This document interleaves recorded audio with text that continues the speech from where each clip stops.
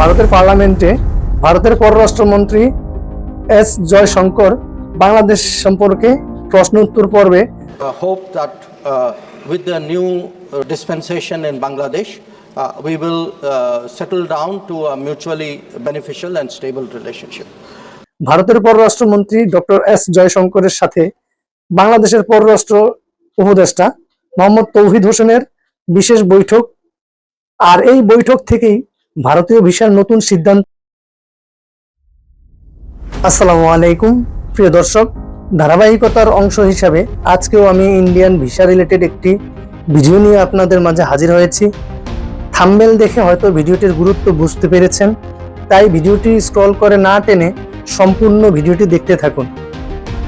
আপনি যদি আমার চ্যানেলের ভিডিওটি প্রথম দেখে থাকেন তাহলে অবশ্যই আমার চ্যানেলটিকে সাবস্ক্রাইব করবেন। নতুন নতুন ভিডিওর জন্য নোটিফিকেশনের জন্য পাশে থাকা বেল বাটনটি ওপেন করে নেবেন। যারা প্রথমবার আমার ভিডিও দেখছেন তাদের জন্য বলছি, আমার এই চ্যানেলে ভারতীয় ভিসা আপডেট ও ভারতের কলকাতা, চেন্নাই, বেঙ্গালুরু সহ উন্নত হাসপাতালের উন্নত চিকিৎসার জন্য আসা যাওয়া, থাকা, খাওয়া সহ যাবতীয় খুঁটিনাটি তুলে ধরা হয়। আপনারা জানেন, ভারতে ভ্রমণ করা পর্যটকদের মধ্যে বাংলাদেশিদের অবস্থান দ্বিতীয়। লক্ষ লক্ষ বাঙালি পর্যটকের মধ্যে 2/3 মেডিকেল ভিসায় ভ্রমণ করেন। ভারতের চিকিৎসা খাতের রেটিং এজেন্সি কেয়ার এজের তথ্য অনুযায়ী ভারতের চিকিৎসা আয়ের 50 থেকে 60% বাংলাদেশ থেকে যায়। ভারতের চিকিৎসা নেওয়া রোগীদের 54% বাংলাদেশি। চিকিৎসার পাশাপাশি মার্কেটিং সহ যাবতীয় খরচের হিসেবে ভারতের অর্থনীতির বিরাট একটা অংশ আসে বাংলাদেশি রোগী ও তার স্বজনদের কাছ থেকে। 5 আগস্টের পর বাংলাদেশের পট পরিবর্তনে ভারতের সাথে যে বৈরী সম্পর্ক তৈরি হয়েছে তাতে বাংলাদেশি রোগী কমেছে প্রায় 70%। বর্তমানে ভিসা জটিলতায় বছর শেষে যা দাঁড়াবে 80 থেকে 85%। সম্প্রতিকালে ভারতের আন্তর্জাতিক রোগীদের রাজস্ব আদায়ে বাংলাদেশি অংশ হতে 27% কমেছে, যা তাদের সামগ্রিক আন্তর্জাতিক রোগীদের রাজস্ব আদায়ে 15% নামিয়ে এনেছে। এমন পরিস্থিতিতে বাংলাদেশের সাথে সম্পর্ক উন্নয়নে ভারত তোড়জোড় বাড়িয়েছে। ইতিমধ্যে 9 ডিসেম্বর ভারতের পররাষ্ট্র সচিব বিক্রম মিশ্রি বাংলাদেশের পররাষ্ট্র সচিবের সাথে দ্বিপাক্ষিক বৈঠক করেন।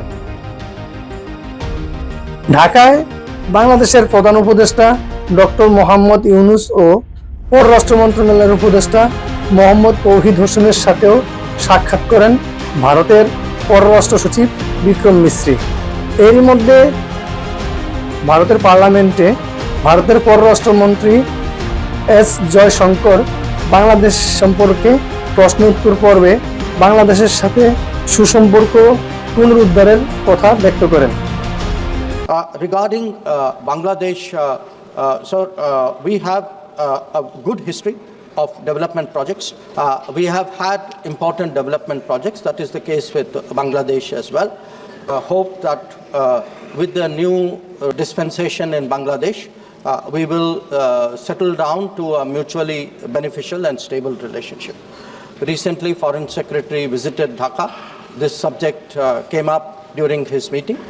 আগামী 19 ডিসেম্বর থাইল্যান্ডের রাজধানী ব্যাংককে বাংলাদেশ, ভারত ও চীনের পররাষ্ট্রমন্ত্রী পর্যায়ে এক জরুরি সভা অনুষ্ঠিত হওয়ার কথা রয়েছে।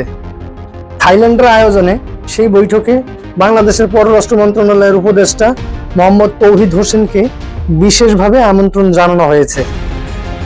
আন্তর্দেশীয় বৈঠক শেষে ভারতের পররাষ্ট্রমন্ত্রী ডক্টর এস জয়শঙ্করের সাথে বাংলাদেশের পররাষ্ট্র উপদেষ্টা মোহাম্মদ তৌহিদ হোসেনের বিশেষ বৈঠক হওয়ার সম্ভাবনা রয়েছে।